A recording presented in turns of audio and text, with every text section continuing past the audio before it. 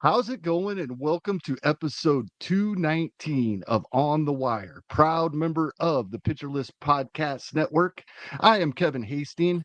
Adam Howe is off this weekend traveling for work, but I am excited for who I have here to join me. One of my great friends in this industry. Have a blast hanging out with him in Arizona and playing in an auction league with him this season, a Bubba and the Bloom auction league, where he's doing very well. And we're not going to talk about how I'm doing. Britton Allan. How's it What's going, up, Britton? Kevin? It is so good to see you. I'm so excited to talk fantasy baseball with you. Like you said, the last time we talked some fantasy baseball, it was on a 29-hour live stream. Okay, maybe not 29 hours, but it was a lot of hours for an auction It was a draft. decent fraction of that. It Yes. was a lot. Yeah, so it was literally like a 6-hour auction that we published on the Palazzo, the My Fantasy Baseball podcast that I co-host with Michael Govier and Mike Virginia. We did a live stream. That was a lot of fun. So I'm glad to see you again and catch up with you. And shout out to Adam too. I love y'all's show on the wire. It's a pleasure to be here. Oh, thank you so much for joining us, Britton. Yeah, and the last couple of weeks, there's been so much news to go over before we even really dive into FAAB that the news and notes section has kind of been a majority of the show.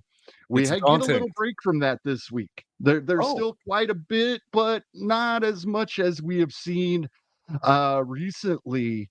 So what do you say we just dive in and start talking about some of the moves and injuries and things we've seen this week? I'm all for it. I did a little scroll earlier, right before we started recording, and just a minute ago, I saw Wade Miley for the Cincinnati Reds. They put him on the IL, and I was like, Chase Burns, Chase Burns, Chase Burns. Nope, nope. They brought up Connor Phillips instead. But they put Chase Burns on the taxi squad. I'm not 100% what that means. Do people use taxis anymore?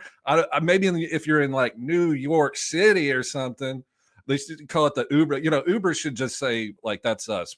You're on the Uber squad. But The Uber squad or the Lyft yeah, squad. Yeah. exactly. Nobody rides in Well, a yellow what I think taxi. it means he could very well be next, right? Because the way I understand it, the taxi squad travels with the team. So if he is needed, he is there to be able to make it to the stadium on short notice if he does get the call.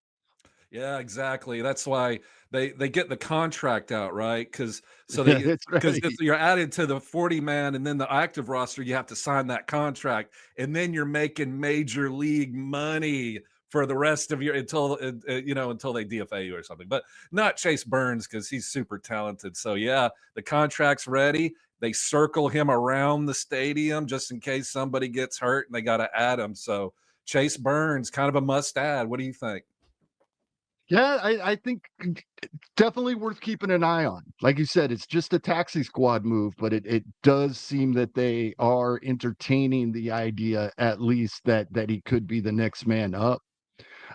We can move on over to Detroit, where we have a couple of guys on rehab assignment. Reese Olson, just getting his first start this week on rehab, so it'll still be a little bit before we see Reese Olson. Matt Vierling been on rehab all week. I wouldn't doubt we may see him sometime this weekend. Does this affect anything in Detroit for whether it's interest in these guys or are you preparing for any guys losing out on playing time with the inevitable return of Reese Olson and Matt Vierling? I'm a Reese Olson president of the fan club situation. I love watching Reese Olson pitch. I think he's an up and coming star. That's Uh, why this is was number 1 on the outline. Huge. If somebody dropped him because of 12-team, 10-team roster crunch, make room to get Reese Olson. He was so good last year and he was good this year. And I think it was like, wasn't it like a finger injury? It wasn't like a shoulder Yes, or elbow. So right. he should be right back into the rotation, and good to go.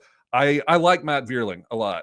Third base eligible, outfield eligible. I like that. He's a good hitter. I don't want anyone to mess with Wenzel Perez. That's my thing. Like, he can play center, left, right, whatever, but we'll see how that shakes out. But that worries me because Wenzel Perez is one of the guys that I picked up in our FAAB auction league. Obviously I didn't know anything about Vierling getting ready to come back. We'll see how that shakes out. But yeah, I'm just hoping it doesn't mess with my boy Wenzel Perez. Yeah, Wenzel Perez sitting for the first time in a while on Friday as we're recording late Friday afternoon, early Friday evening for those listening on Sunday when this drops. So this is going to be interesting. Yes, Wenzel is one of the players I'm worried about, and they still have to use him. He's been performing very, very well, but he could still lose out on a game or two a week with this, and that would hurt definitely. Yeah, and Wenzel Perez is for the Tigers last 20 games, 5 home runs, 1 stolen base, but he's got a 285 batting average and an OPS over 1,000. So, if you're in a OBP or OPS league or whatever, Wenzel Perez, he went on a hot streak last year too, and the Tigers score. So we'll see. But you got to keep your eye on Matt Vierling, just because not only does he have that great eligibility, but he's a good hitter too. So definitely keep your eye on that. See what they do with Wenzel. Yep, I could not agree more there. Little bit worried, but I think he's played his way into a bit of a leash there in Detroit. We got 3 situations on this outline that we may talk about for an extended period, and let's get to one of them right now. Shocking on Monday for most of us. Rafael Devers traded to the San Francisco Giants for Jordan Hicks, Kyle Harrison, a couple of prospects. Kyle Harrison, as much as Boston is in need of pitching, immediately sent to AAA, and now here late in the week, prospect Christian Campbell, who has been struggling, optioned as well. So we have all kinds of things to talk about here in Boston and San Francisco. Just what's your general thoughts on this right out of the gate? Love it. Love it. Drama. The Red Sox ship him out west, as far west as you can go. See you never. Oh, but wait, Kevin.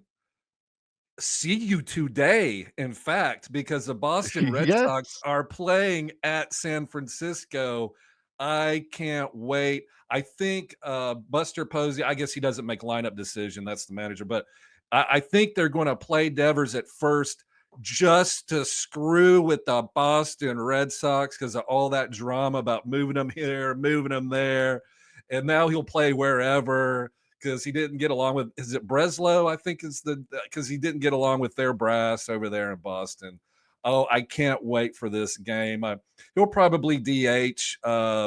That's how that will go. But they did just DFA Lamont Wade, who I believe is now with the Angels. So that kind of took out one of their first base platoon bats. But yeah, so Devers is going to play against Boston. And when people talk about, well, what Boston get in the trade? Well, Kyle Harrison, he used to be a big time prospect, not a little bit of a rocky road to his major league career. And Rocky Road, by the way, is also my favorite ice cream. Give me that chocolate marshmallow, baby. But yeah, so I can't wait to watch that game tonight. But the main thing that got traded was that contract. That was the main piece of that trade. What do you think? Oh, 100%. And that's why through all this drama, I understand Red Sox fans. Some are upset, some are happy. I think most are a little upset about the move when you start seeing the lists of players that they've gotten in return for Mookie Betts, Rafael Devers, and others, and there's nothing exciting there. I get it. But in my opinion, as an outsider, a non-Boston Red Sox fan, this is 100% on the front office, and it was planned from the second they signed Alex Bregman. If we can dump this contract, we're dumping it, and we can't dump it without the fans just coming at us with pitchforks unless we make Devers look like the bad guy. I think that's what's been in the works all of this. It wasn't those press conferences earlier in the season. You're going to move the first base. He was surprised, not just coming out. Oh no, we talked about this, and I told him I don't want to move to first base. He was surprised. He was getting ambushed by this stuff. This is 100% on the front office, in my opinion. And Devers is popular in the locker room with the other players, kind of a team leader. They've even tried to spin that too, but that's not going to work. Yeah, everybody loves Rafael Devers. Yeah, look, Boston got rid of him. They didn't get anything in return, but it does free. But they have all those young players, so hope springs eternal. Shout out Alexander Pope. So Boston, all the fans can focus on all their young players, Roman Anthony. And I know they sit down Campbell, but they had to, Yeah. But so you can focus on all these young players. Got rid of the contract, send a disgruntled superstar over to San Francisco. I think San Francisco was a big winner in this deal. They didn't really lose anything. Look, Kyle Harrison might be good one day, but that's a big maybe. But they know Devers is going to be an impact lefty bat for years, and he's happy to be there. And if you're Boston, and I know, we've seen all the drama with the Padres and the Dodgers, which we might get into. I don't know if you watched that last night. I did. I could not stop laughing. And I don't want to get off on a tangent. I guess we can talk about that later if you want to. But yeah, Rafael Devers for the Giants, that is exactly what they needed, and they got him. So you got so good. If you're a Giants fan, you're pretty happy, I think. Yep. Bit of a hit for those in deeper leagues. Wilmer Flores had still been getting the playing time to be viable, slowed way down from what he was doing earlier in the year. We knew he would. That was absolutely amazing. But it does appear that unfortunately, Wilmer Flores probably a drop now in the leagues where he is still rostered. What if they move him to first base? He might play first base. Casey Smith may play third. He's kind of been hitting a little bit. He's known as glove first, but Casey Smith had a couple grand slams.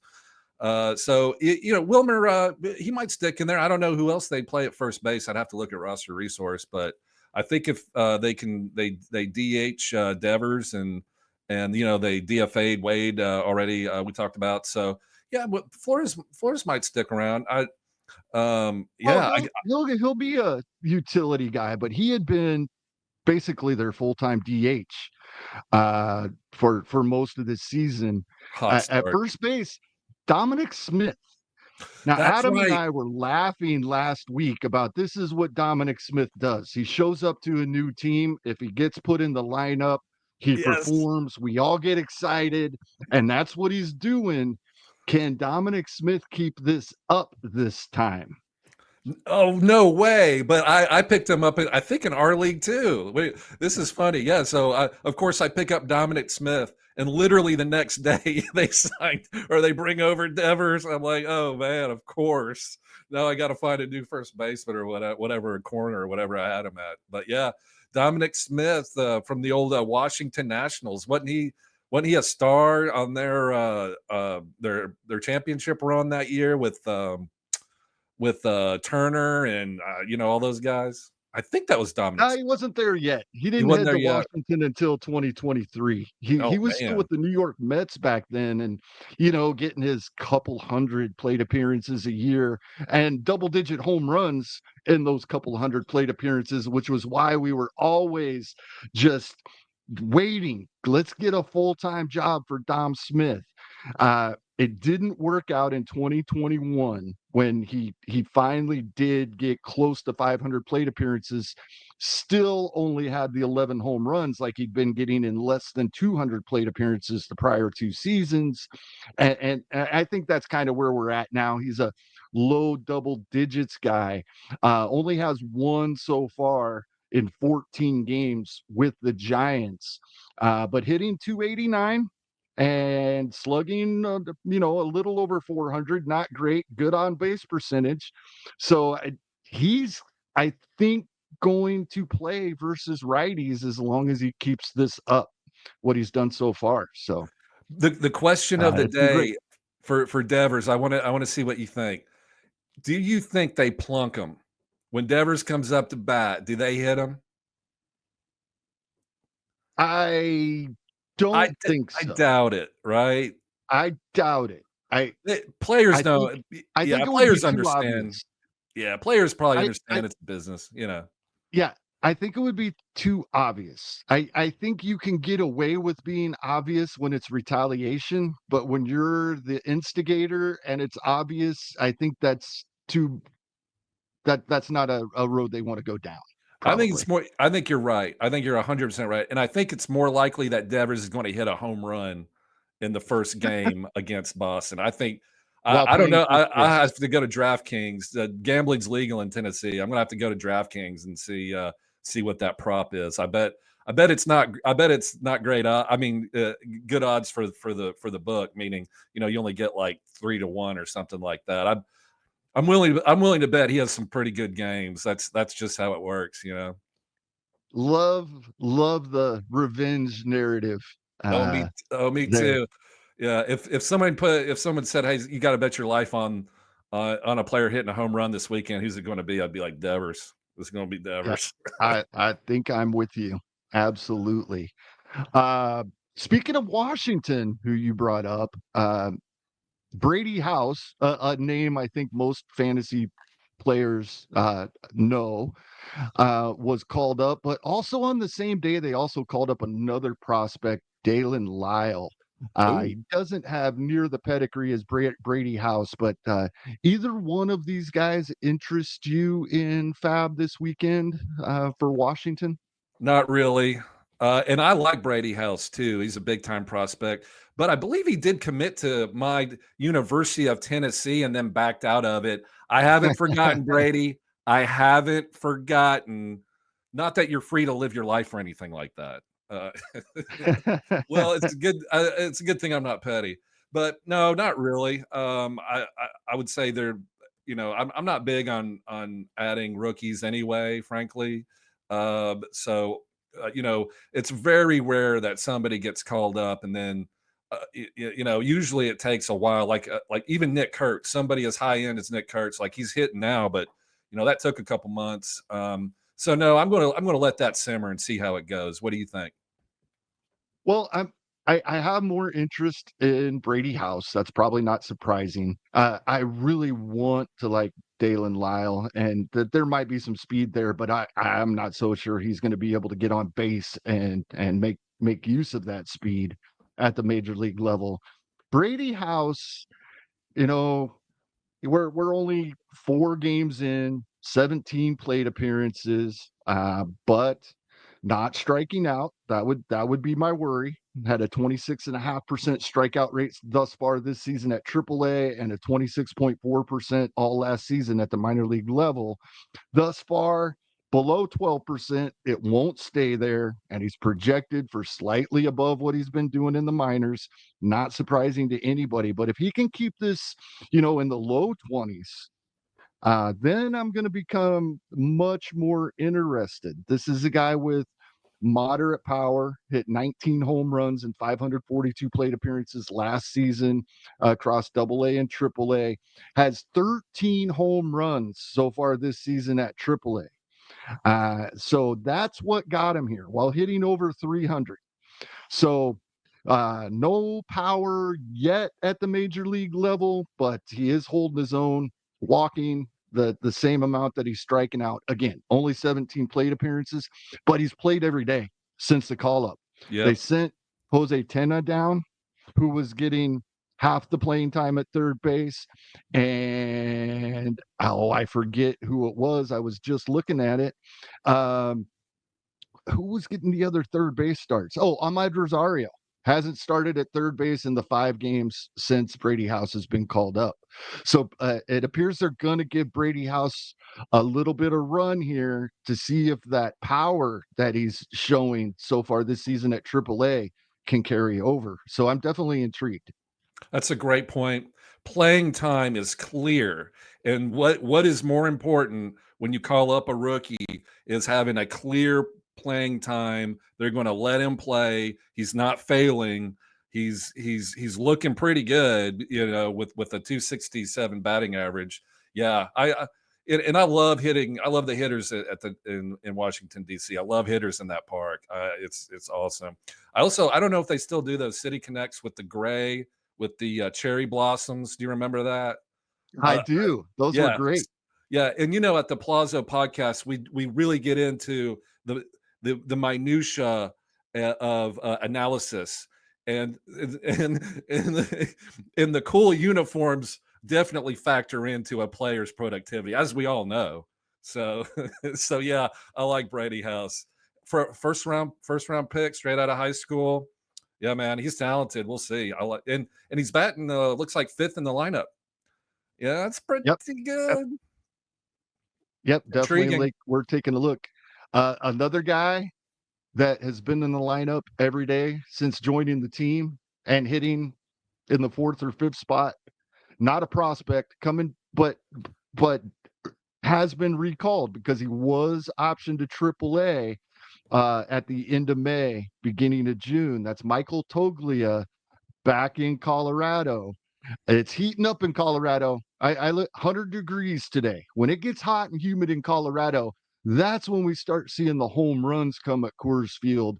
Of course, we know about the huge BABIP boost because it's such a massive outfield. But it's really not till it gets hot and humid that we see the ball start flying. We're there. We're into mid-June. In fact, summer solstice today, I believe, Britton, as we're recording. So does that give you any confidence in Michael Toglia for some power the rest of the way? Buy, buy, buy. No, that trading places. It was sell. No, don't sell. Buy, buy, buy. Mike Toglia last year had hit 25 home runs and stole like 10 bases too, maybe even more than that. Just a surprise 25 home run hitter off the waiver wire last year. Had a rocky start. Get it? Anyway, Sure so how do. to are you already regretting asking me to come on? But I'm kidding. Oh But no, this is yeah, so great. he got sent down, but he got called back up this week. In 4 games, he's hit 3 home runs. No, excuse me. In 3 games, he's hit 3 home runs. He's a power hitter. Didn't hit a home run yesterday, but he took a walk, and that's what I like to see. He will take, hopefully he'll start taking a walk or two so his batting average won't be in the 220 range. But yeah, Mike Toglia is a power hitter. And Vegas, one thing about Las Vegas, I know that you go to Las Vegas for the main events for the NFBC. I used to go to Las Vegas back in my younger day, pre-kids days, every year for the March Madness, the first and second round of the March Madness. We'd go to Caesar's Palace and blow it out. And I'd always be broke when I came back. And the reason why I was always broke, well, a lot of reasons, but one of them was Vegas knows. And the Vegas over under for today's Colorado Arizona game is 12. 12. 100 Uh, degrees and humid in Denver. 12. Yeah. So, and that started out at 10 and it's been bet up. So I like all the Rockies. I love Mike Toglia. He's first base. He may still be outfield eligible. He may not. He may just be first base eligible. But if he's on your waiver wire, 1000% stop what you're doing because I'm about to ruin the image and the style that you used to. Go pick up Mike Toglia. Whoever your corner infield is, seriously consider it because they got a lot of home games coming up. They got Zach Gallen today, this evening. Zach Gallen can't throw a strike to save his life. He's having a terrible season. So that Mike Toglia is going to get 5 at bats, you know. And then they have Merrill Kelly, not exactly going to blow it by you. And then Brandon Pfaadt. The P is silent, Bubba. Brandon Pfaadt, who has been blown up, frankly, probably, you know, in his last 5 starts, probably 3 times in his last 5 starts. And then after that, the Rockies have the Dodgers come into town, and the Dodgers is an upgrade in pitching, but on the If anybody's healthy. if anybody's healthy, and so they're starting in on the 24th. They're starting Justin starts with a W. Robleski, I guess the W is silent. I'm not exactly sure. Sorry, Justin. But so they're doing an opener, and then probably Ben Casparius. It's the age of Casparius. So he's good, but all these guys can get hit, especially in Colorado with those big over-unders. So I love Mike Toglia as a pickup for at least, the foreseeable future. And also Mickey Moniak too. I kind of like him as a sneaky ad too. And he, kind of in a Charlie Blackmon, 6 years ago kind of way. What do you think? Yeah, I've been playing versus righties recently. And when it's we're to the point in the season. I think this is something that we used to be able to do anytime when it came to Coors Field, and that's play anybody that Yep. plays at home games in Coors Field. But the Rockies have not had the talent in recent years. Plus, they brought in the humidor. We know about all that years ago, and it hasn't been that way. But with this time of year when it gets hot and humid at Coors, it's almost that way. Even for guys that you may have hardly ever heard of, you know. But yeah, Toglia, I love him. Because of him actually being sent down, and it wasn't an injury, Mhm. and the low batting average. You have to have a roster that can absorb that batting average hit if you're going to have him in your lineup, because he is going to strike out over 30% of the time.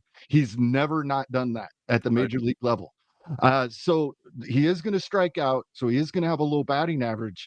But the the fact that he's been in the lineup all 5 games, including Friday, uh, since his return, those home runs you spoke of, yeah, he's only 26% rostered, even in the 15-team NFBC main events. So a lot of availability, and going to be a popular ad this weekend, I think, for anybody that has a roster that they think they can absorb that batting average hit.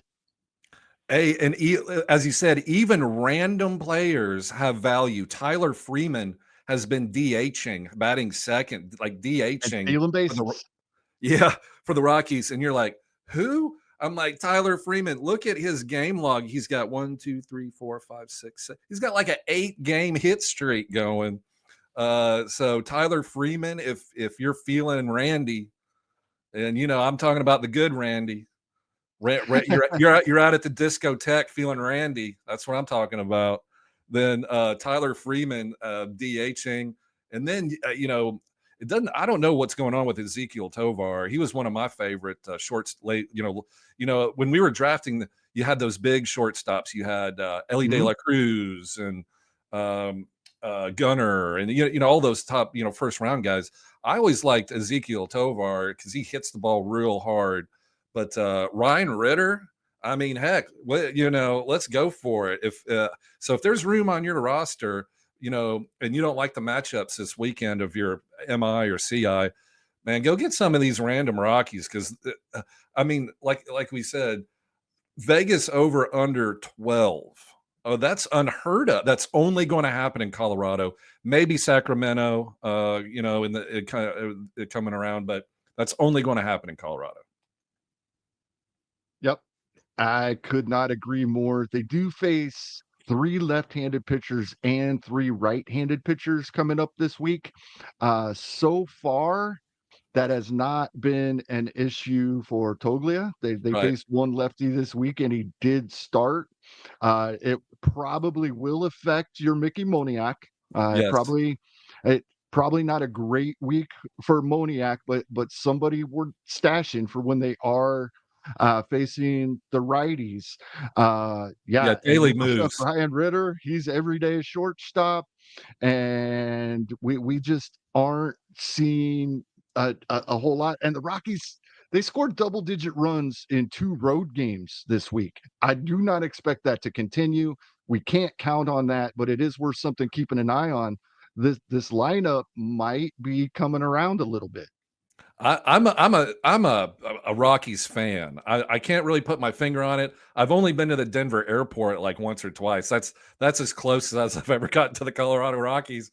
But I don't know. I've just always liked the Colorado Rockies. Carlos Gonzalez, Charlie Blackmon, even what was the shortstop? What was his name? Then he, Tulo.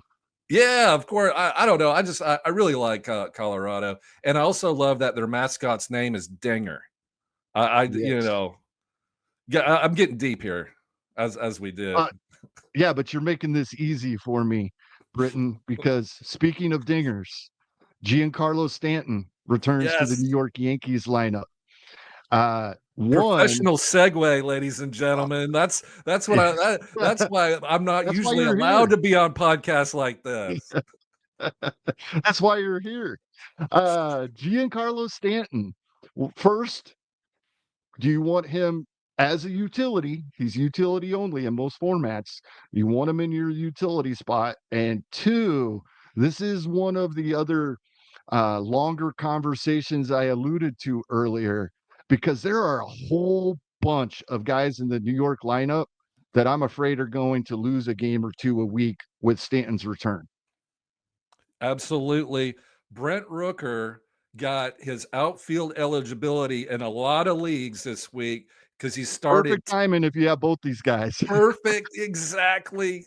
I've got Brent Rooker, love him, all-star breakout year, kind of a late bloomer, kind of like a JD Martinez, like he was, kind of late bloomed for Detroit.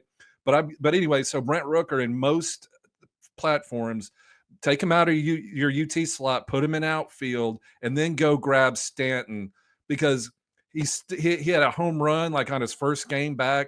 The hard hitting metrics haven't changed. He's the Oh no. same hitter, and we love that 318 down the right field line. 318. That's crazy, man. I love it. So yes, I would put Brett. If you have a Brett Rooker situation, go put him in your outfield. Go grab Stanton. See how it goes. I mean, worst case scenario, it's a UT spot. You can always dump him and find somebody else. We'll talk about plenty of players to do it. But yeah, still hits the ball hard. I want Stanton, Giancarlo Stanton for the Yankees in my UT spot, 100%. The Bad X, my favorite projection system when it comes to hitters, especially when we're talking power, with the StatCast all incorporated into it. In only 227 plate appearances, rest of season projects him for 15 home runs, over 30 runs, and nearly 40 RBI. That is 100% somebody I want in my lineup. It's and that's like a conservative thing too. So it could be more than that. And the Yankees are going the distance. I believe that. Jazz Chisholm is back from injury. Of course, Aaron Judge is the best player on the planet Earth. So yeah, Stanton's definitely, I think, one of the most should in my opinion most must add player. I like Talia too, but I'd take Stanton over Talia. What do you think? Yeah, I think so too. The question becomes, there's a couple of New York Yankees that are having really nice seasons, and we're already losing out on some playing time. And now we got somebody of the caliber of Giancarlo Stanton entering the lineup, going to make that even worse, right? Paul Goldschmidt having a nice year. We'd like a few more home runs hitting lefty in that ballpark, but he's having a really nice season. Didn't play Sunday or Monday, both versus Wow. right-handed pitching, right? This week. We got Cody Bellinger is not in the lineup on Friday. He'd played 5 straight. He was off last Saturday. He'd played 10 straight prior to that. I don't think we have to worry about Bellinger too much. He's just getting a rest day here with the day off. But the two big ones that have been very valuable to a lot of fantasy teams, already losing playing time and maybe losing more. Ben Rice looks like so far he's only played in one of the past 4 games for the Yankees, and that was as a catcher. He may be just the backup catcher now. I'm also worried about Trent Grisham. So far, so good. 3 out of the 4 games with Stanton back, or 4 out of 5, actually, including Friday. Grisham is in the lineup, and he's been playing 3, 4, 5 games at a time and getting a day off. We're used to that. Hopefully that keeps up for those of us that have been getting his value so far this season. But I think Ben Rice, depending on what we see the rest of the weekend, unfortunately, as good as he has been, he might be a drop for me, at least in 12s. 100%. If anybody's affected, it's going to be Ben Rice, number one, without a doubt. And that stinks because he's having a great year. He's already got 12 home runs. He batted second for the Yankees for a lot of games, especially against righties because he's a lefty. In my auto no league where I picked him up for $1, thank you, Ben Rice. Oh, you're so delicious, Rice-A-Roni treat, San Francisco. But catcher, first base eligible. Yeah, he's going to take a hit. There's no other way to say it. A big hit, like droppable hit. Hold on to him if you can, because look, Stanton, there's a decent chance he hits a double and doesn't make it to first. Right. So watching him run kind of reminded me last night when I saw Dave Roberts rush the field. When Tatis got hit or when whoever, and I was, it's funny, Kevin. So I turned 48 this year, and I was watching the You're game. young. Hey, technically yes, but the odometer's been running hard, man. You know what I mean? Like it's not the years, it's the mileage. But I saw Dave Roberts run out and push the Padres manager, and I laughed. That's not funny. Physical stuff isn't funny, but I kind of chuckled because that was funny. all right. Well, I was kind of like, what is that old man going to do? Like take a swing, like start he told him brawling? later. But then, so I was like, God. But then I was like, how old is Dave Roberts? Because I was like, wait a minute. I mean, his playing days weren't that long ago. I mean, I remember him as a player. And I looked at it, I was like, he's 53 years old. I was like, he's 53 years old? He's only 5 years older than me? I thought he was like 70 something. And then I was like, oh, God. I'm getting old, Kevin. I'm getting real old. But yeah, I'm man, older than Dave Roberts, unfortunately. Well, I tell you what, I wish I had anything in my life that got me fired up where I'm going to run on a field with professional baseball players and start beating somebody up. But I don't. I think my fighting days are over. But that was an interesting series between the Dodgers and the Padres. Oh yeah, it was crazy. Yeah, man. I mean, Ohtani got hit. Tatis got hit multiple times. And how about Ohtani getting hit, motioning to the dugout, stay there, going over, talking to the Padres dugout with his hands behind his back, shaking Luis Ariza's hand at first base. If we didn't already love Shohei Ohtani as much as we possibly could, that just took it over the top for me. Now I feel bad because I avoided him his last year when he went, 60-60 because of the gambling stuff. I was like, there's no way he didn't know about all that. Well, I don't think he did. I really don't. I think that guy he trusted just stole the money from him. I wish I had trusted a little bit more in his good nature. I don't think he's fake at all. I think he's the real deal. I agree. This one isn't going to take long, because we knew it was coming at some point. We just didn't know why. The why is what makes it kind of puzzling. Lance McCullers returned, looked really good in all but one or two of his starts coming back. The strikeouts were amazing, and he pulled a ligament near his big toe in the weight room. So Houston, because I think many of us expected at some point this would absolutely, Lance McCullers would head back to the IL. I don't think anybody that picked him up thought he would still be on their roster for 100% of the rest of the season. But we have some interesting young guys in Houston now. We have Colton Gordon, who, when you play for a Texas Major League Baseball team, you cannot go by Colton. He needs to go by Colt. Brandon Walter and Ryan Gostiel back as well. Any interest in any of these three guys filling in for Houston with all the injuries they've had?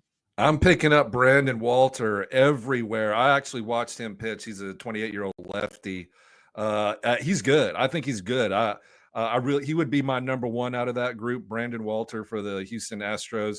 I kind of went a little nutso for gutso. When he came out of the gate, and then he had a couple bad starts, and then that kind of busted my nutso for gutso bag a little bit. But I'm not that familiar with Colton Gordon. I haven't watched his start. He lines up at his next start is against Philadelphia.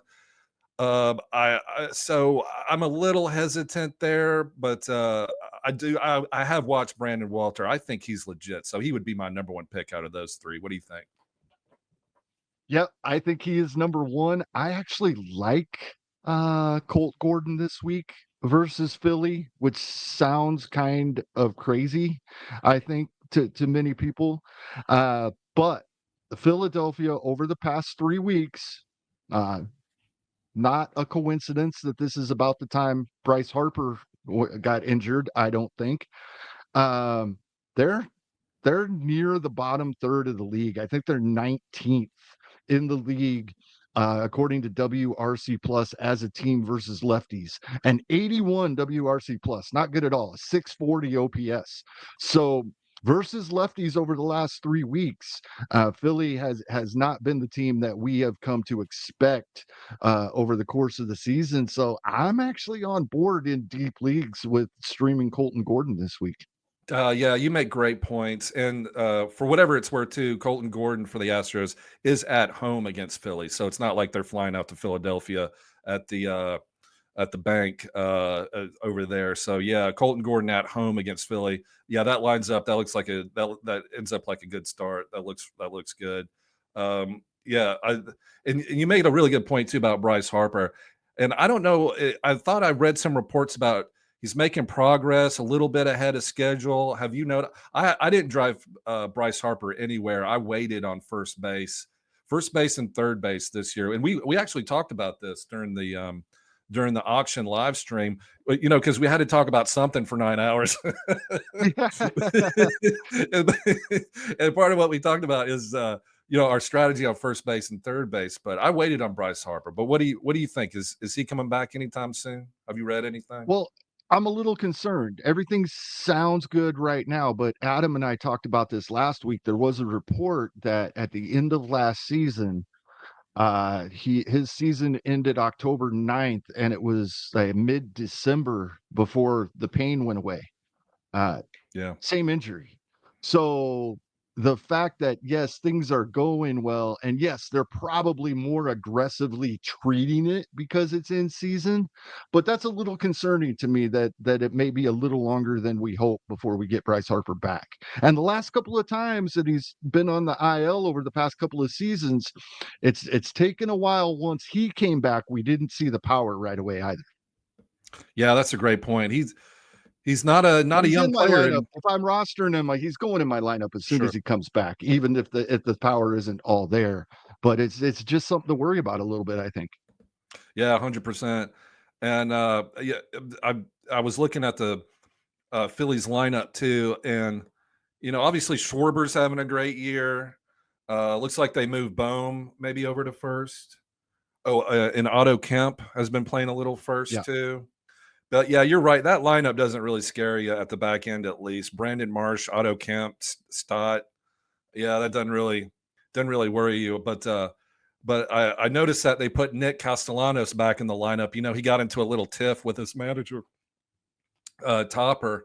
Apparently, his manager took him out in a game for defensive replacement. And I don't know what Nick Castellanos said to him, but whatever it was, he got benched, which you very rarely see that in at that level. Obviously, with that age of a veteran, at that age, yeah, with an everyday starter like that, I don't know what Nick Castellanos said to him. I wish I knew. Like what did you say? Because their manager, I mean, he was a player. Like like this he's not. He's been there, done that. Like heat of the moment. Man, I wish I knew what he said.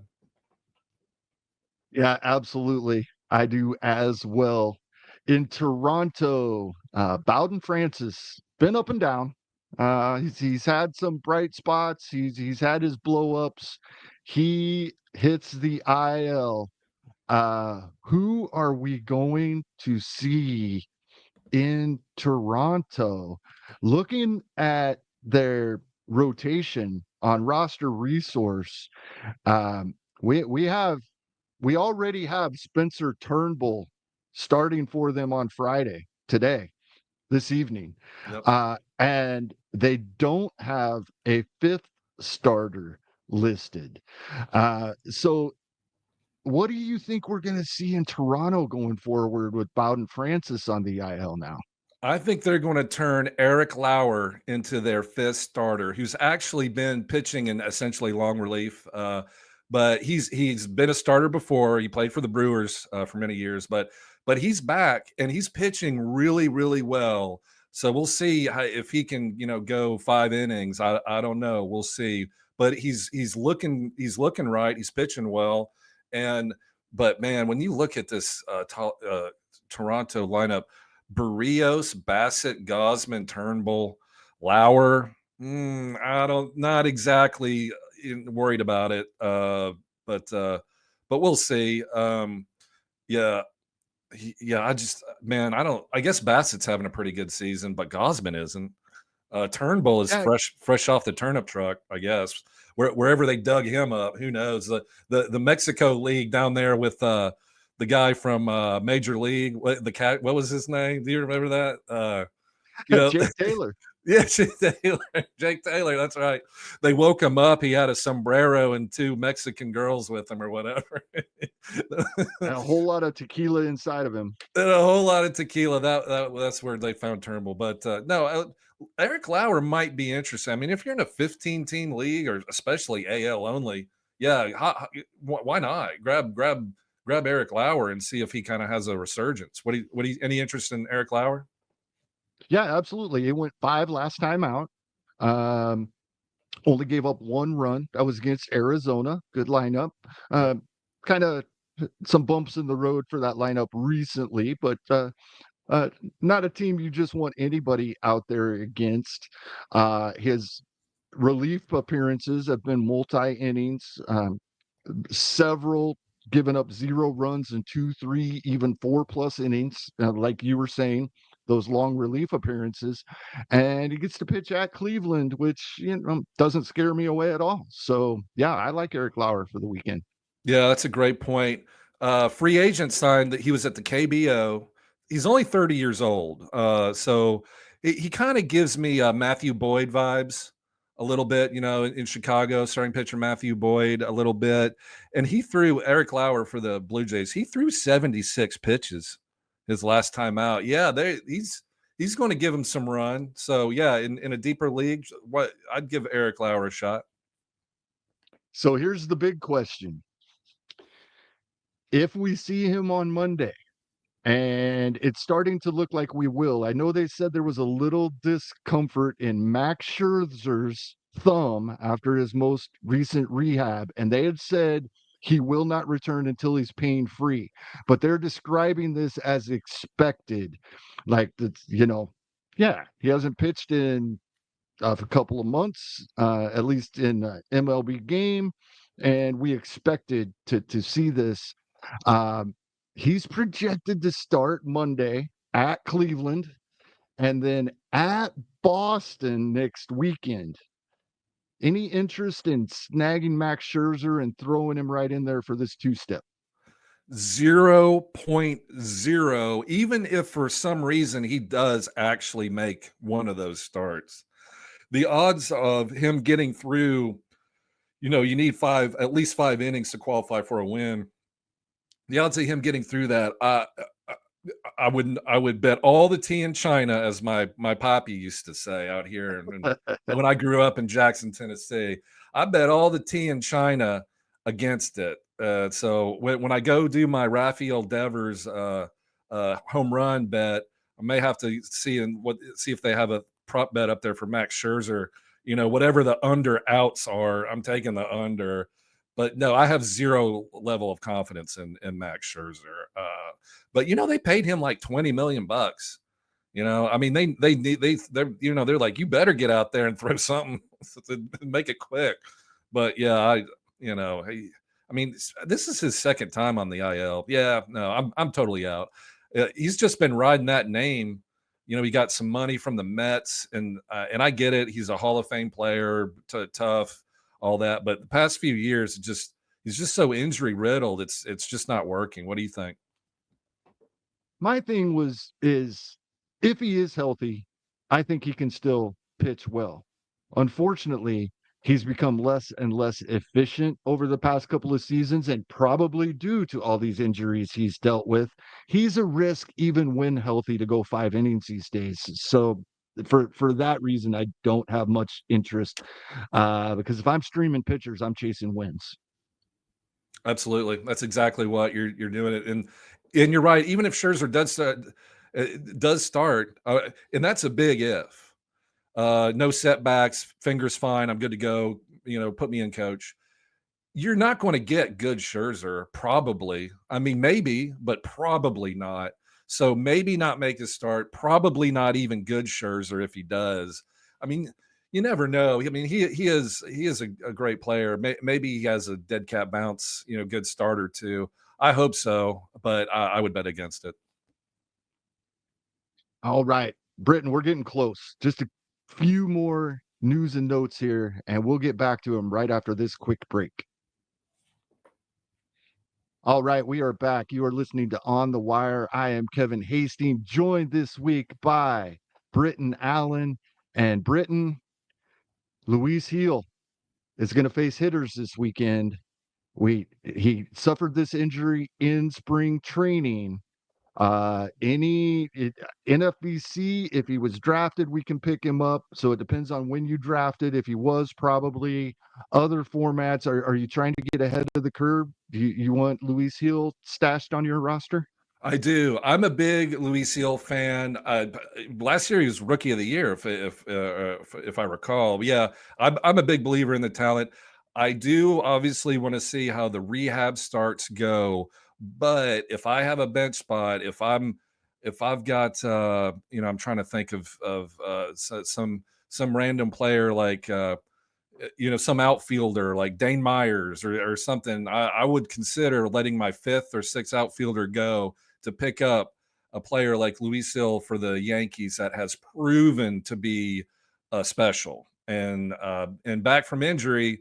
That's when you get ahead of it and go ahead and pick him up. But yeah, if I can do it with my roster, I'm very comfortable picking him up, Luis Hill for the Yankees.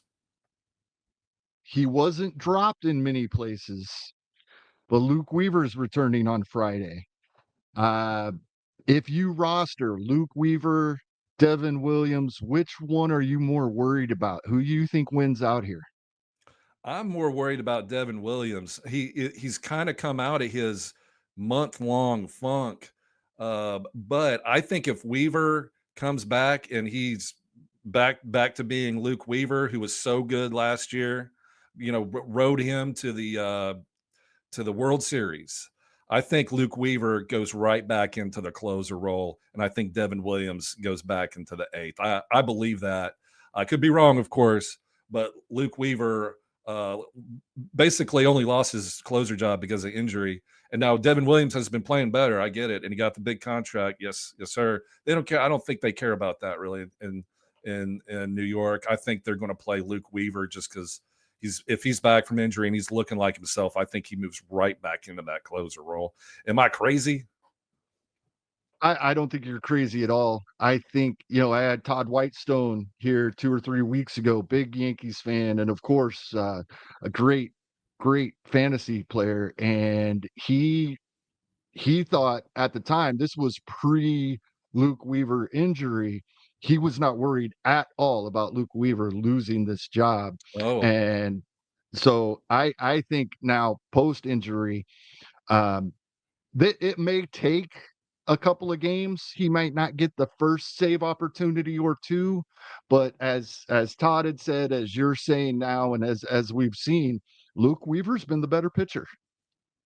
Yeah, he's been good. I'm a fan of Luke Weaver too, so I want to put my bias out there too because I like saying Luke Weaver. Uh, so so give me that Luke Weaver. He was a starter for the Cardinals. What is that where they got is that where he came from the Yankees? I can't remember, but yeah, Luke Weaver was so good last year. They're going to let him I think they're going to let him get back to the spot. All right, moving on a little bit here. I've been waiting on this. In fact, I was a little early. I thought this might have happened more like a week ago, maybe two. Noelvi Marte Oh is yeah. on rehab assignment. Uh, I Britton, I feel like, you know, we had the PED thing, we've had injuries, we've had different things go on with Noelvi Marte. He was beginning to look like, yeah, I'll use the B word. People were starting to throw bust around Noelvi Marte, but early this season, he looked phenomenal. He looked like the Noelvi Marte that we had been hoping for a couple of years ago. Now we got a glimpse of it. You think coming off this injury we can get it right back? He's not available out there in a lot of spots. He's already been picked up over the past couple of weeks, but if he is out there, are you grabbing him? I think I'm grabbing him. He's still young, and he was a top prospect with the Mariners, and he's kind of been living off that for a few years. But we have seen flashes, and yeah, you're right. He's like 90% rostered in a lot of leagues, but he's been cleared to play in rehab. The MRI in his left oblique came back 100% clean, so he's full go. I don't know about you, but as much as I love Colorado, my second favorite hitters park is, of course, Cincinnati. Everyone knows Great American Small Park. So, yeah, I think he's going to get a handful of rehab starts and activated. And before he got injured, he was batting almost 300. So I like that. And could he step back into the primary third base role for the Reds? Yes, sir. And if you're playing every day for the Reds, I really like it. He was such a big prospect and he's got so much talent. He's going to get a full blown shot. And two, another thing is I like the manager. Tito is over there in Cincinnati now, and he knows how to handle basically anything and anyone. So I like that situation. It's not some weak manager or anybody like that. Like this is like Nolve Marte for the Reds, like is in a perfect situation, perfect park. So I like to bet on that. Now, injuries, will it work out? Who knows? But this is a good bet, I think. And Kevin, I love to gamble. Pretty much the same question for the New York Mets. Same position. Mark Vientos starting rehab assignment. What do you think here? Isn't Brett Beatty hurt? And so it seems like, and I'd have to check I saw it the other day, but I'll have to check it. But yeah, Mark Vientos, when we were drafting preseason, I'd never seen, he had 30 home run power in his rookie season. It didn't occur to me that Steamer or all this projection system would project him for more than 30 home runs, but they did it. Mark Vientos for the Mets. I'd never seen anything like that.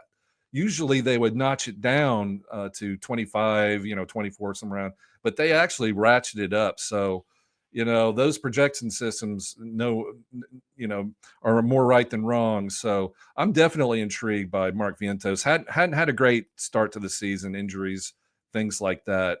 But yeah, the Mets, great team, great to be in that lineup. That lineup's going to turn around, but his playing time is the issue. Yeah, I think he'll earn it back here. I'm hopeful. I held him in a couple of spots, had to let him go in another spot or two, but I had a lot of Mark Vientos. And no, I didn't expect him to hit 280 like he did much of last season before dropping down to 266 to end it. I wasn't even expecting 266. I was expecting what he's projected for rest of season, 240 plus, 240-ish, 242, somewhere in there. And with the power that he is projected for, 12 home runs rest of season, straight down the line. Steamer, Zips, ATC, the Bat X, Oopsie, 12 home runs the rest of the season. So yeah, I am excited to get Mark Vientos back in my lineups when he does return to the Mets. Who do you think gets sent down? My guess would be Jared Young. He DHs every now and then, but he hadn't really done anything. He's a good story, but Canadian player Jared Young. But they're keeping Mauricio up. They're keeping Acuna up, and it looks like Brett Beatty started third base yesterday, or excuse me, today. I apologize. He's started today. He's back in the lineup tonight, hitting 8th. Yeah, and he's kind of been on a hot streak too, but he was kept out a little bit for injuries. Looks like about 3 games. So it'll be interesting to see. I bet they'll let Vientos, do his rehab starts and see how Beatty does. But yeah, they can send down Jared Young, no problem. Excellent. I got one more here. I know his minor league starts have not been good. In fact, his most recent one, I think he gave up 8 earned runs. Oh yeah, in a minor league rehab start. I know who you're Frankie talking about. Yeah, Frankie Montas coming back to that Mets rotation we talked about earlier. I still saved this one for the end because it's just I have a problem with rehab starts. I feel like we should treat them like spring training starts. They're doing the same thing. They're building up, they're stretching out. If it was spring training, I wouldn't care he gave up 8 earned runs in a start. Should I care, or should I be adding him to my roster? I'm scared to death. I know spring training, they're working on stuff, but when you're doing your rehab starts, trying to get back on the major league roster, you're not working on stuff. You're just trying to do your old stuff. You're trying to get your old stuff right, tried and true. And he's getting lit up by minor league hitters like all over the lineup. Yeah, I'm huge worried. I hear you about spring training, but I think this is kind of a totally different situation. He's trying to get back to his old self, not work on anything new, see this, see that. So yeah, I wouldn't touch Montas with a 10-foot pole, as they say. If he comes up and he's lights out and no issues, that could definitely happen. Kind of like a Sonny Gray situation. Remember, he had a terrible spring training. He was just fine. He was good. So, but when it comes off of injuries and stuff like that, no, I'm terrified. I personally am not picking up Frankie Montas for the Mets. Yeah, unfortunately, I'm not either. And I'm the type of person that I will throw almost anybody in good matchups. And he's got a couple of good ones. He's got the Athletics, but his whole team, New York, the Athletics have not been near the offense on the road as they are at home. We expected that. And then at Pittsburgh, I mean, this is a dream landing spot, and I don't think I'm interested, and it makes me sad. I agree. It's so tempting, Kevin, when you're in a 15-team league and you're like, oh, I got to start Michael Lorenzen because because Cole Reagans is hurt and Hunter Green's hurt and X, Y, and Z's hurt. You're in a 15-team league and you're like, it's like I might put in Frankie Montas, but I don't know. I think I would. I'm going to skip him. I'm just going to skip him. Yep, I think so. Well, I'm sure we probably missed some things, even some things that are FAAB relevant for the weekend. So hopefully everybody listening listens to Nick Pollock's Plus Pitch podcast with the starting pitcher performances from the day prior. First Pitch podcast with Jake Crumpler and Trevor Huth each morning. They break down news and highlights in about 15 minutes, just quick first pitch to get you started for the day, catch up on anything you might have missed. And we finally got through our news and notes. I said there weren't many this week, Britton, and it was still over an hour.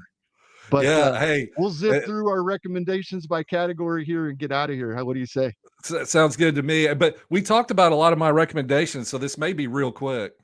Exactly. That's what's been happening with our news and notes. A lot of it is just a quick refresh of players we've already talked about. We probably got a couple others we haven't brought up yet, and we'll get to that right after this quick break.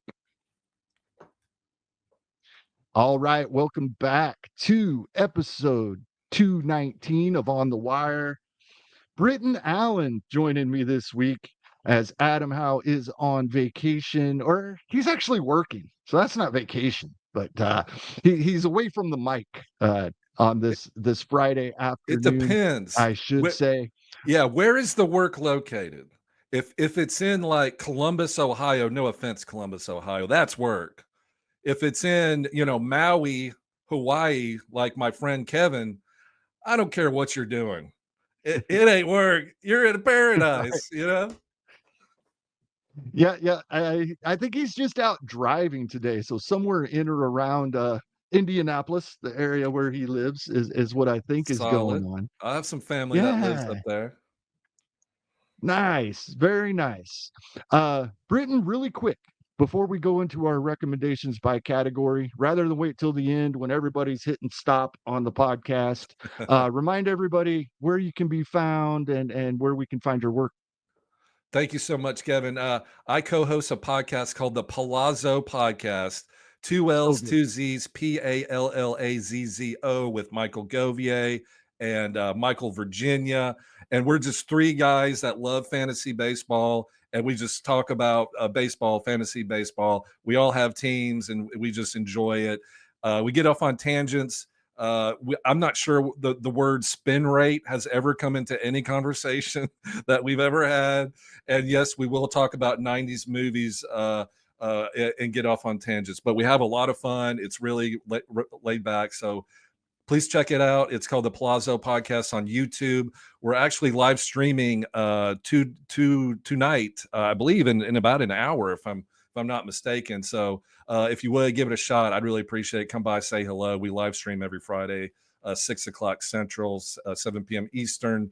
Or you could please follow me on X. It's my name. It's BRITTONALLAN, which that is even more complicated than Palazzo. Like, I really need to rebrand some of this, maybe make it easier, but that's not how it happened. Anyway, so if you follow me on X, I always post the link so you can come watch our show, and it's just a lot of fun. Kevin, the first time I met Kevin Hasting, little known fact, I had like a one-man YouTube show, and Kevin, you were kind enough to come on as a guest, and I'll never forget it because right before you came on, I was a fan of yours because I listened to Pitcher List, all the podcasts, and Adam too, and On the Wire, and I was writing stuff down because I have to get the name right.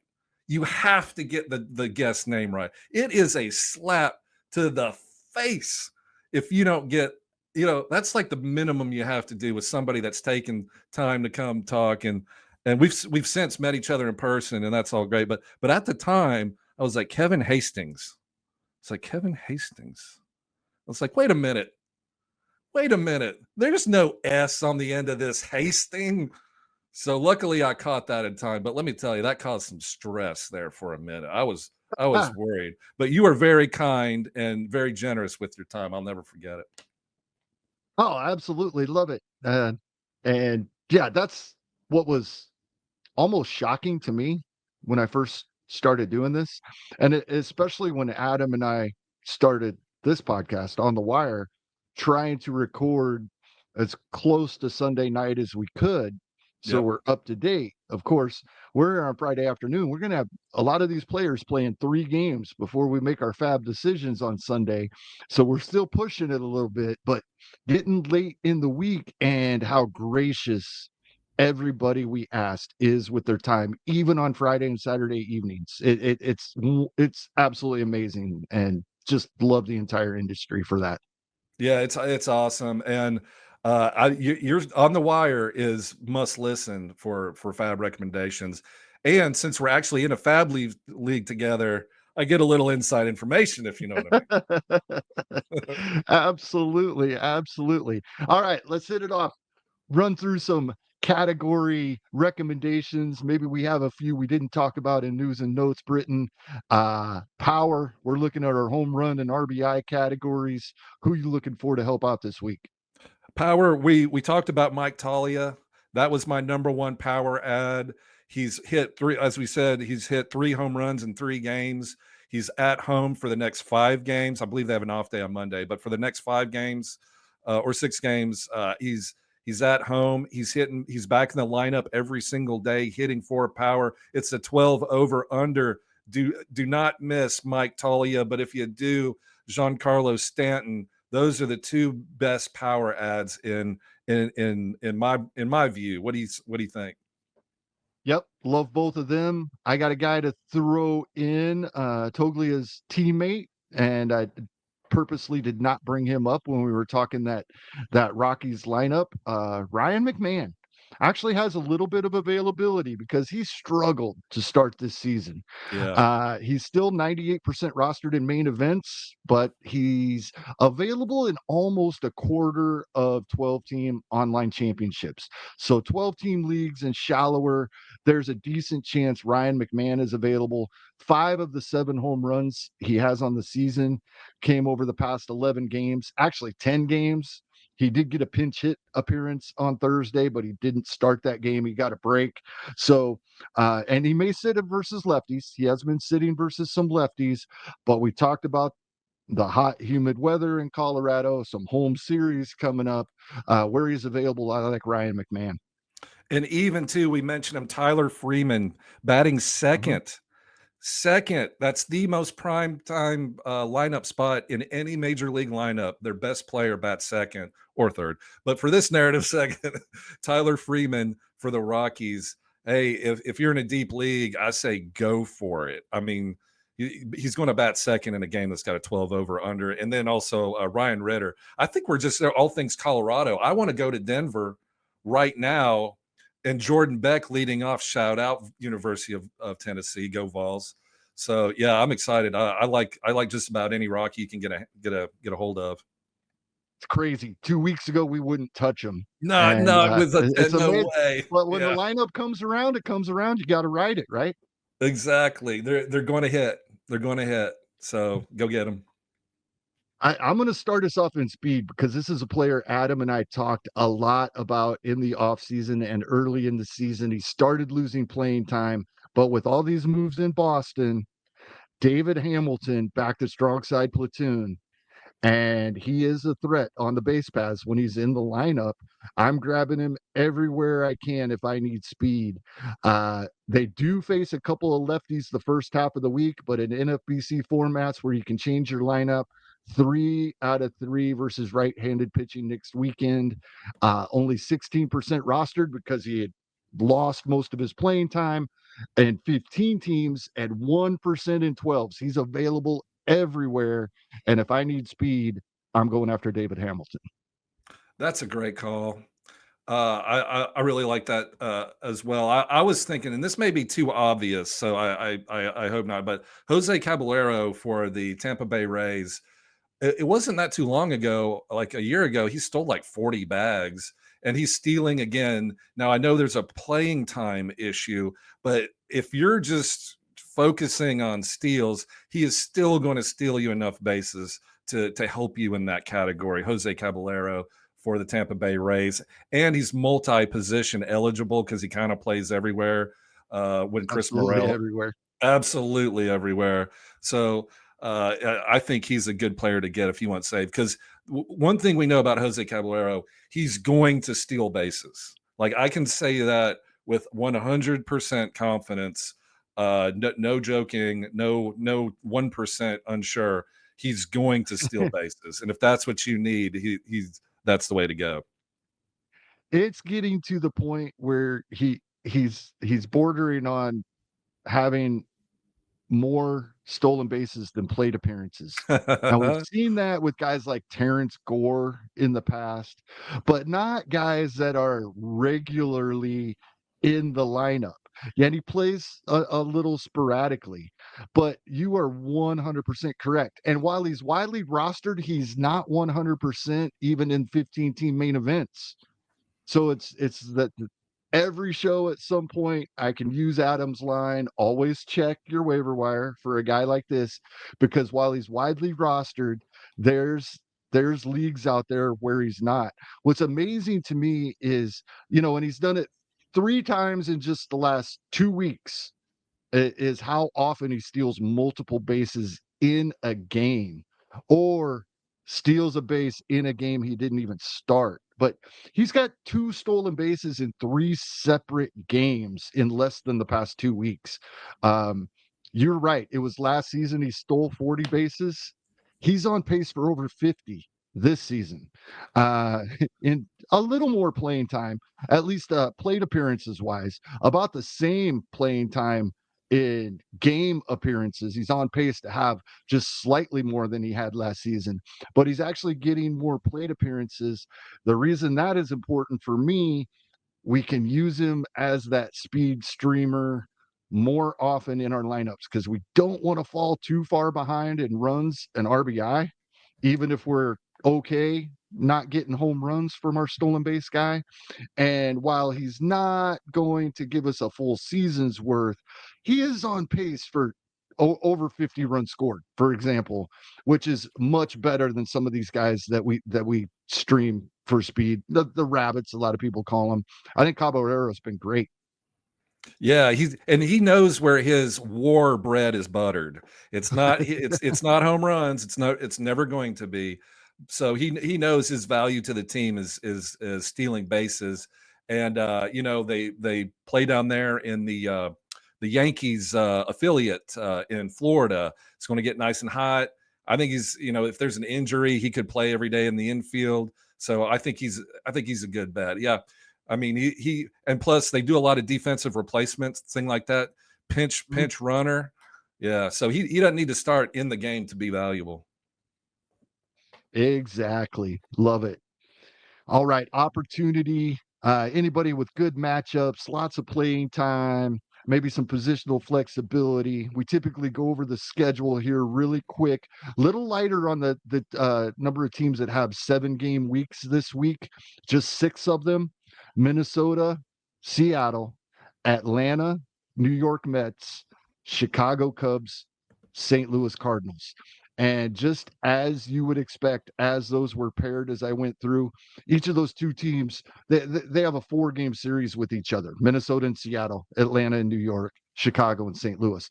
Once again, no teams with 5 games. That's been great to see this year, Britton. I don't think we've had one yet. Maybe one week we had a pair of teams with only 5 games, but very, very few of those so far this season. That's been great for us. A few of the ballparks we pay a little closer attention to. As you mentioned, Colorado does have 3 at home versus the LA Dodgers, but then they are on the road for 3 at Milwaukee. Cincinnati is at home all week. 3 Love it. versus the New York Yankees and 3 versus the Padres. But both of our minor league ballpark teams that we have loved seeing when they're at home, both of them are on the road all week. Tampa away for 6 and the Athletics away for 6 as well. So with all that said, who do you like that the opportunity that they have this week could lead to a nice week for us? Well, as you said, Minnesota plays 7 games, no break for quite some time, and they're at home for the next 2 series, Milwaukee and Seattle. Have you noticed how well Brooks Lee has been playing for the Twins? He plays third base every day, primary third baseman. Plays against lefties and righties, and yes, he does not bat at the top of the order, but his hit streak is crazy. In the last 10 games, he's got 13 hits. You do the math on that, that's pretty good. And he's got 3 home runs in his last 10 games. Brooks Lee came up with he was a prospect of note. And I don't know if it's because he's up there in Minnesota drinking the soda pop. Hey, Bob, hey there, Bob, you want soda pop? But that was my impression. That was my impression of every person that lives in Minnesota. Anyway, so Brooks Lee for the Twins, he's been playing great, and he's second base, shortstop, and third base eligible in a lot of leagues. So I kind of like him. If you are needing, it's hard to find batting average help and just an all around hitter. So if you want a guy that's going to play every day, he's got a 7-game week, eligible everywhere. You're tired of looking at whatever you got, like Jorge Polanco, forget it. It's over. And I would go pick up Brooks Lee for the Twins. What do you think, Kevin? Are you down with some Brooks Lee? Can you do You a know, Minnesota accent? I cannot. I can't. And I didn't live too far from there. I was only 2 or 3 hours from Minneapolis growing up, but I was down on the Iowa-Nebraska border on the Missouri River. But, yeah, Brooks Lee, I would not have noticed except for our friend Ryan Bloomfield has been bringing him up the past couple of weeks on, Bubba and the Bloom, Oh, and okay. so I There you finally go. took a look, and yeah, and he's available in over half of 12-team leagues, so definitely somebody worth checking out. Yeah, I like Brooks Lee a lot for the Twins. Another guy I like, a first baseman, Nolan Schanuel. That's not how you pronounce it. I apologize. I'm not 100% sure, but Schanuel, Nolan Schanuel. He plays second, or excuse me, first base for the Angels every day. And this is what I love about him, Kevin. And I hate to beat a dead horse, but he hits second in the lineup Yeah, every day with Trout. Trout doesn't hit second. Tyler Ward doesn't hit second. Joe Adell doesn't hit second. It's this guy. They put him at second. And just like Brooks Lee in the last 10 games, he's got 13 hits, 2 home runs, 2 stolen bases. And this is what I like about it, too. So not only does he help you in several categories, a 277 batting average out of a first baseman that can steal bases and hit home runs kind of gives me like Paul Goldschmidt vibes back in his prime a little bit. Nolan Schanuel, first baseman for the Angels. I think he's a come up player, and I think he's going to bat second every day for the Angels. And the Angels' offense has been surprisingly good. You know, you got Zach Neto leading off, and he's awesome. So I like Nolan Schanuel for a corner guy if you need one. yeah, absolutely. I The hope I'm the not the great butchering thing that. about Shanwell is, I I I am behind the playing matchups and the platooning, right? If it's giving you a better chance of success and a better chance to win games, I'm behind it. I'm not one of these grumpy old guys. I'm an old guy. I'm usually not a grumpy old guy yelling at clouds. I'm all for it. But there is something about stability and a routine. And the Angels have faced 3 left-handed starters and 3 right-handed starters over the past week. Zach Neto, Nolan Schanuel, Mike Trout, Taylor Ward have hit in those 4 spots in the lineup for all 6 of those games. 3 versus lefties, 3 versus righties.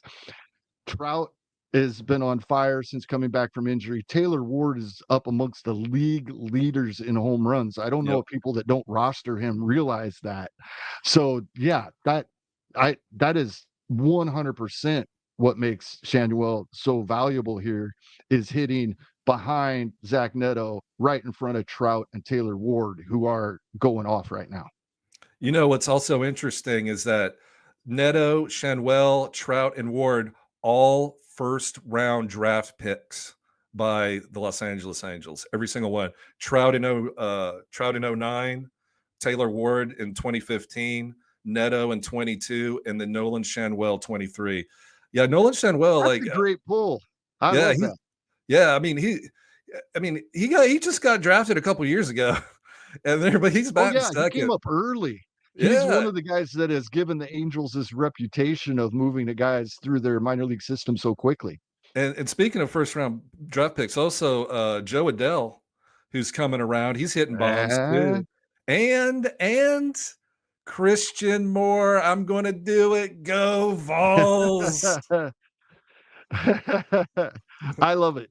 So, I brought this up, not too long ago.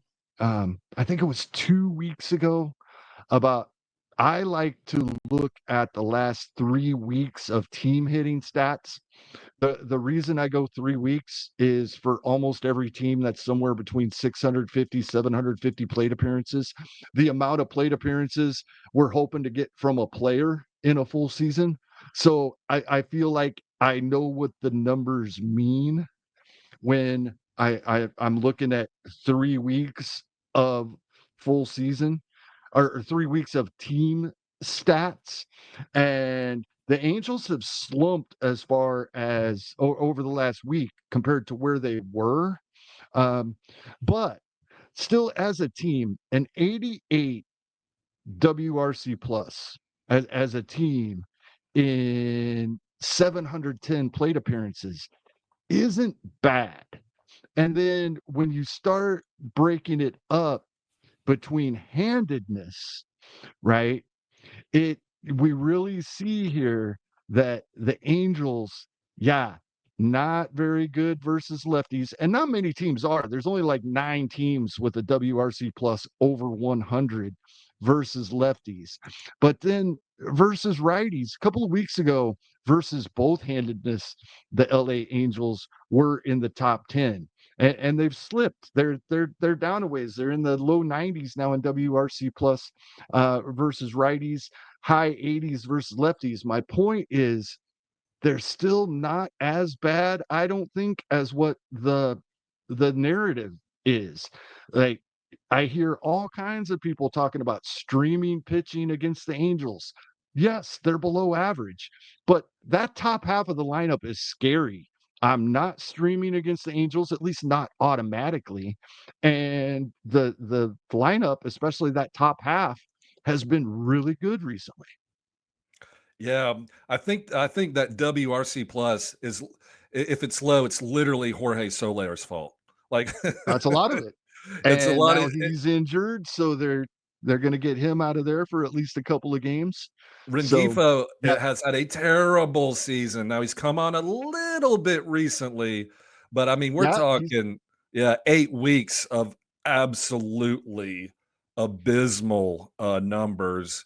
But yeah, and and as Logan great as he started, the power's still there, but Ohape is slumping a little as well. Oh, yeah, Ohapi's been in a deep slump, but I think he's kinda coming out of it too, so Yeah, yeah, it's funny, looking at their lineup, every player all right, so every player in their starting lineup was drafted in the 1st round except Soler, Ohapi, and Rengifo, and they were all trades. So if the Angels drafted you and you're starting, you were a 1st rounder, so good for them. nice. You know, um, I like, a guy coming back for Seattle, especially because they have a 7-game week coming up, and 6 of those 7 appear to be versus right-handed pitching, which is perfect timing because we're getting Luke Raley back. He is not in the lineup on Friday. They're facing a lefty, and we will not see him in the line. He is a very strict platoon guy, Luke Raley. I think Yep. most people know power and speed with a 6-game week coming up versus those right-handed hitters. I am all about Luke Raley this week. I am too. I have a feeling in our Bubba in the Bloom auction league, there may be some bids by a couple teams for the services of Mr. Luke Raley. I'm in. I like him too.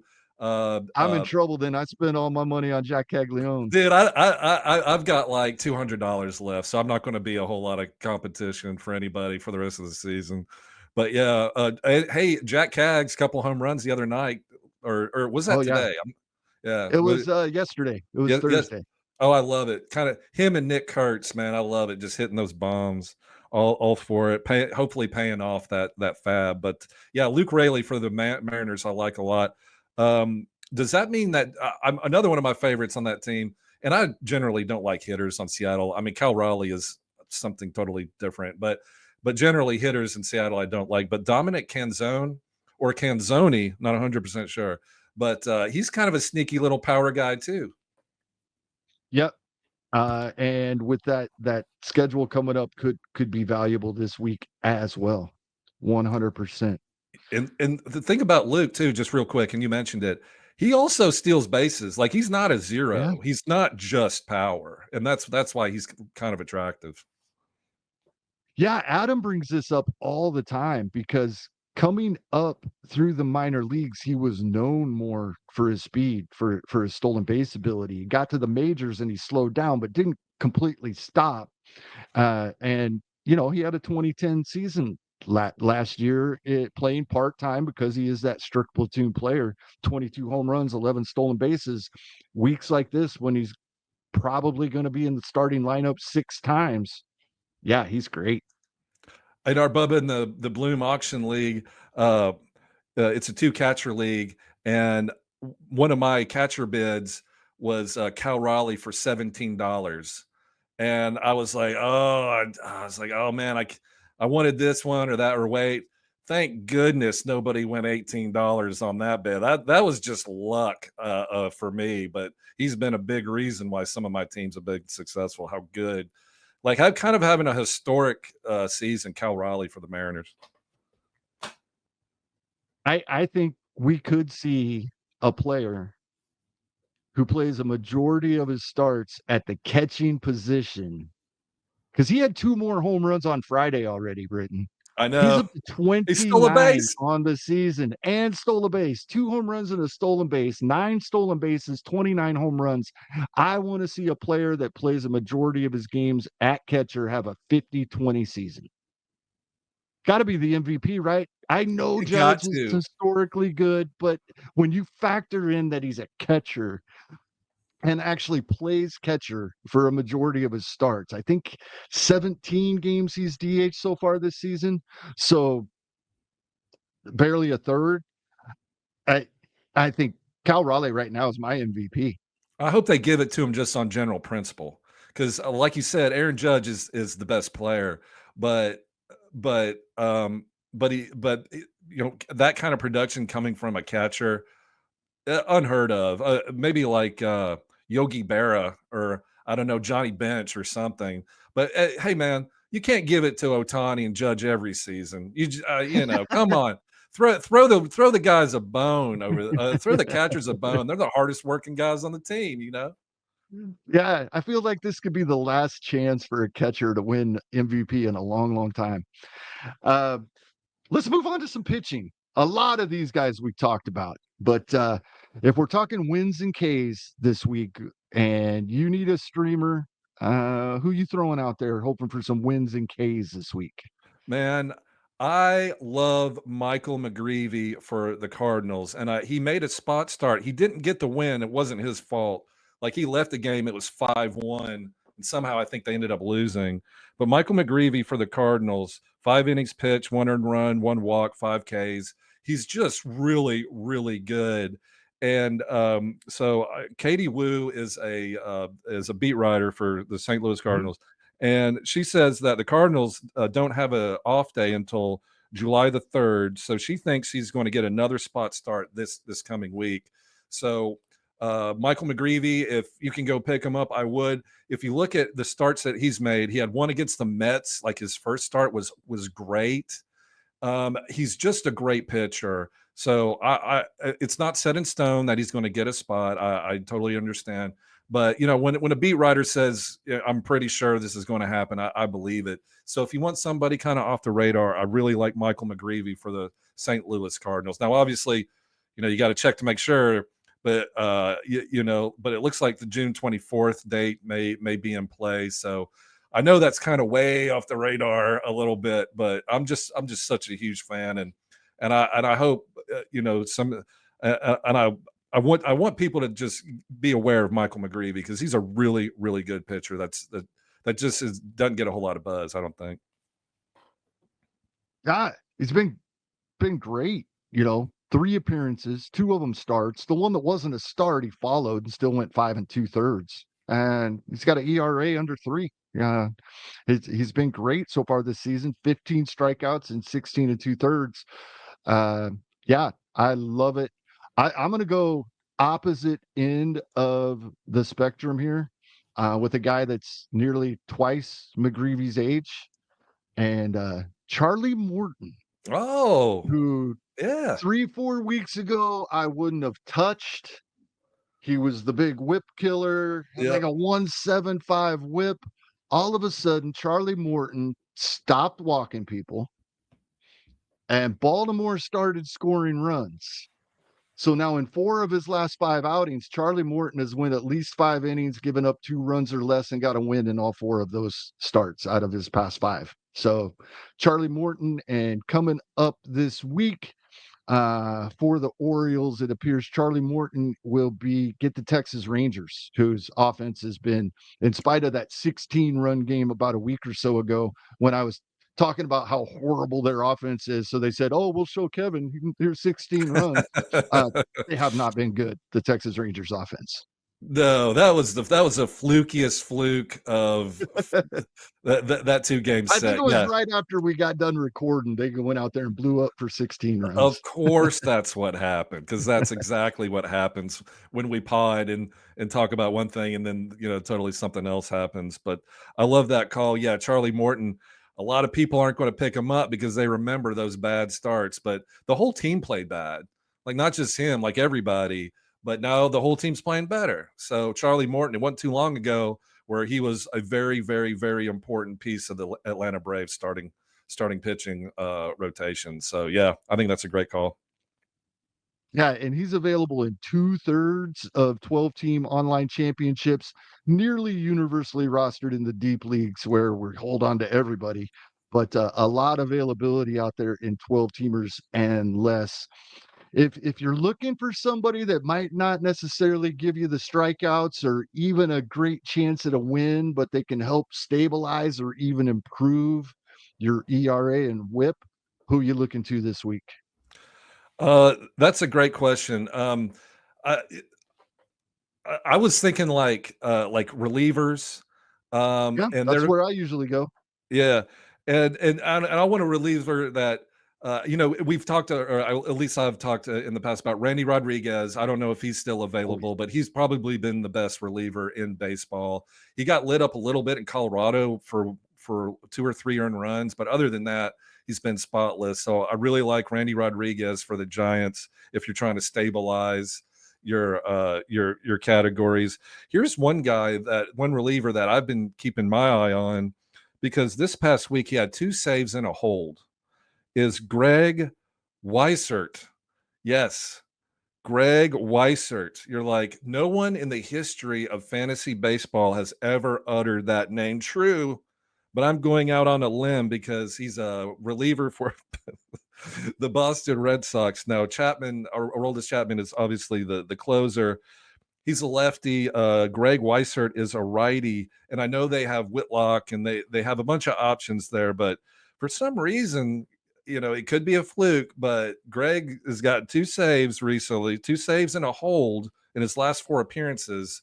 So historically, not a crazy, or Aroldis Chapman type pitcher, but he's kind of winning the trust of the team. Greg Weissert, completely on your waiver wire.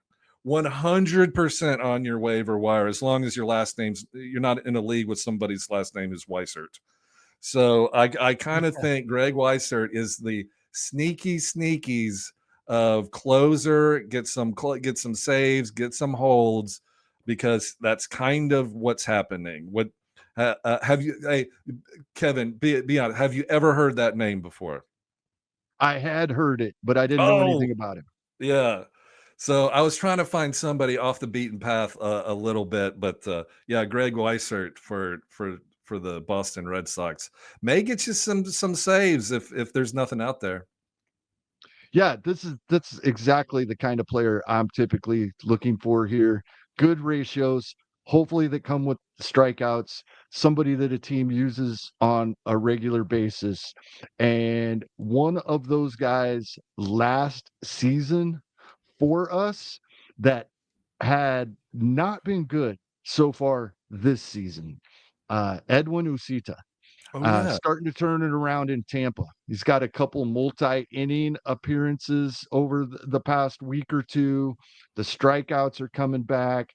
He did give up a couple of earned runs due to giving up a home run last night versus Baltimore, but in general had been much better recently, a lot more like the guy we saw last season. Early this year, there wasn't any swing and miss. The strikeouts had just disappeared. Now his last few appearances, a strikeout, 3 strikeouts, 3, 1, 2, 1, 1, 1. The strikeouts are back when he's getting in there in relief. That's just going to drastically help the ratios. The overall numbers for the year. It'll take a while. He's a reliever. It takes a while to see a whole lot of improvement there because he's already got 31 innings and he's typically going to get 1 or 2 at a time. But I think we see the Edwin Ucita we fell in love with last season for the rest of this season. Yeah, that's a great pick. He's definitely on my radar too, because ultra talented player and could get opportunities for saves too. All right. This season's been really weird for saves. There's been some weeks where there was a lot of options out there, even into the season, which is kind of crazy. Other weeks there haven't been much. Is there anything you're looking for this week that may help? If not right away, any guys you're starting to spec on for the near future? For the near future, I would say and maybe this is too obvious, but Shelby Miller, Justin Martinez went and got Tommy John surgery. So Shelby Miller, he in the last game, they were leading by 4 runs. So he didn't get the save, but he came in the ninth to close out the game. So I think Shelby Miller for the Diamondbacks is going to get 20 or 25 saves as pretty much the only option left standing with the Arizona Diamondbacks, and Arizona is going to win games. So Shelby Miller, I don't know how widely owned he is, but if you're in a saves league and he's out there, I would 100% get him. Yep, absolutely. I'm looking at Philadelphia. Looks like Jordan Romano is not going to be the answer for them, but there's not one answer. All right. So check for both of these players in your leagues. Over the past week, they've gotten 4 saves between them, 2 Yeah. each, and they alternated. They're going back and forth. I think either of these guys can get you double-digit saves the rest of the way, Matt Strom or Ryan Kerkering. I think most of us like Kerkering's stuff more than Strom. So if I were to pick a guy that could pull away and kind of get a larger share, that's the one I would guess, but I really don't know because they've both been good and they both converted their opportunities. So either one of those guys, whichever one's available. Yeah, that's a great point. I like them both too. Matt Strom for the Phillies has actually been pitching well. Even last year, his ERA was like 1 point something, WHIP under. So he's kind of familiar with the organization. Kerkering's been around too. So yeah, I think both those guys are going to get saves without a doubt.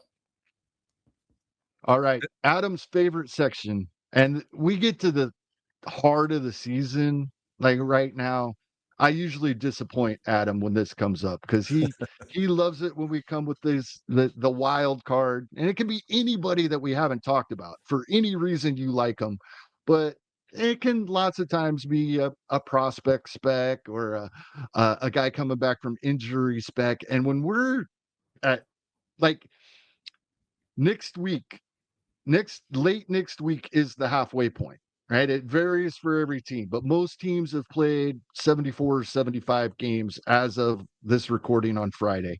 Next week, and they'll go over that 81. We're so close to the halfway point, and most of the prospect specs that I'm interested in, we've either already seen or I'm afraid we're not going to.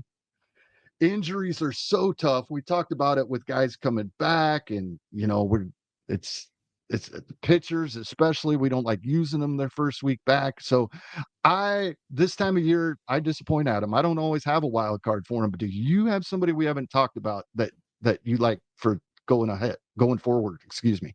Yeah, I mentioned him earlier, but Chase Burns for the Cincinnati Reds. Chase You Burns. opened the show with him. Yes, Did I? I'm sorry. that's awesome. I'm real excited about him. I think he's the number 1 pitching prospect in the minor leagues. Sorry, Andrew Painter. I'm sorry, but I'm sorry, Bubba Chandler. But you walk too many people. Chase Burns for the Reds just strikes him out. So he's on the taxi squad. And normally I would never say go get a pitching prospect. I mean, Jacob Mizrowski is an exception. Logan Henderson is an exception, but Burns is also an exception. He's on, like you said, he's on the taxi squad. They're one pitch away. One Nick Lodolo tweak, one Nick Martinez, another bad outing, and you're going to see the best pitching prospect in the country, Chase Burns for the Reds. So that's a guy I'm adding. And I know that the theory is, man, don't add pitching prospects because it doesn't work. Like Mizrowski, he's like that. Like this one works. So that would be my guy. Love it. Absolutely love it. Well, Britton, we're almost 2 hours in, man. Yes. I know you and I can sit down with a couple of beers and it turned into a lot more than a couple and a lot more than 2 hours talking baseball. But you have another podcast to record, it sounds like, and I'm probably going to hop onto YouTube and watch some of that myself. Oh, that'd be But great. before we go, any just general advice going forward rest of the season? We're at the halfway point basically. By when this episode drops Sunday morning, we'll have 4 or 5 games to go for most teams, and we are at the halfway point. It's this our 14th FAAB run out of 27 for the season. So yeah, what are we doing for the second half, man? Like we said earlier, it's hot in Colorado. It's not cold anymore. It's just going to be hot. It's the summer.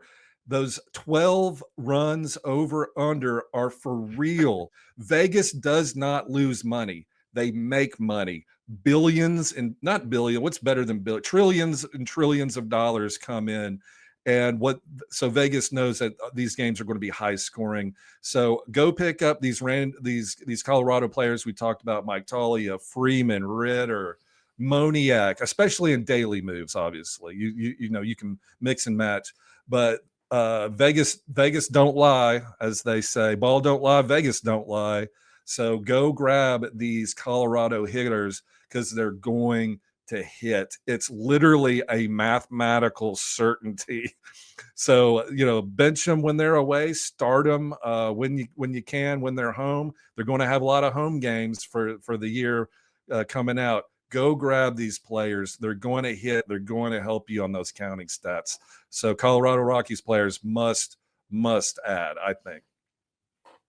Yeah, and I'm on piggyback off that just a little bit. I looked at a national weather map this morning. It is hot and humid from Denver east, right? There's other ballparks that we oftentimes think of as neutral or even leaning favorable towards pitching. St. Louis is one I always bring up. It gets hot and humid in the summer in St. Louis, and that ball flies. Kansas City is the same way. Kansas City is actually at a little bit of elevation. People don't realize that. It's like the 4th highest elevation of all the stadiums in Major League Baseball, and it gets hot and humid. Ballparks that we think of as pitcher ballparks over this next few days, if you look at a weather map, and the reason that is really important isn't just taking advantage of the fact that we can get some offensive output, is don't forget it affects the pitchers as well. And we think of sending a streamer into St. Louis as being a great place to pitch. It might not be this time of year. Yeah, I you know what? I've been watching baseball for forever, and I've never heard about the Kansas City Coffin. Is it Coffin It's State? only a I've little over never 1,000 feet. never heard that. Or yeah, That's wild. I learned something it's every only day. around 1,000 feet, but it's one of the highest. God, yeah, that's great. All right, Britton. Well, let's get you out of here, man. Thank you so much for joining us. Thank you so much for hanging out, especially for such an extended period of time. You got more things to do. No So that's worries. going to wrap us up. Yeah, thank you That'll so wrap much. us up. Thank Yeah, you go so ahead. much. I really appreciate it. I love talking baseball with you. I could literally stay here and talk for another 2 hours talking baseball with you, but hopefully you'll be kind enough to come on a guest at the Palazzo podcast, and we can just keep on talking. And I hope I see you in Arizona. Absolutely, man. Yeah. Okay. Great. Yeah. Yeah. After all that, I'm Kevin Hasting. On behalf of Adam Howe and Britton Allan joining us this week, thank you for listening. We bid you goodbye. Bye bye.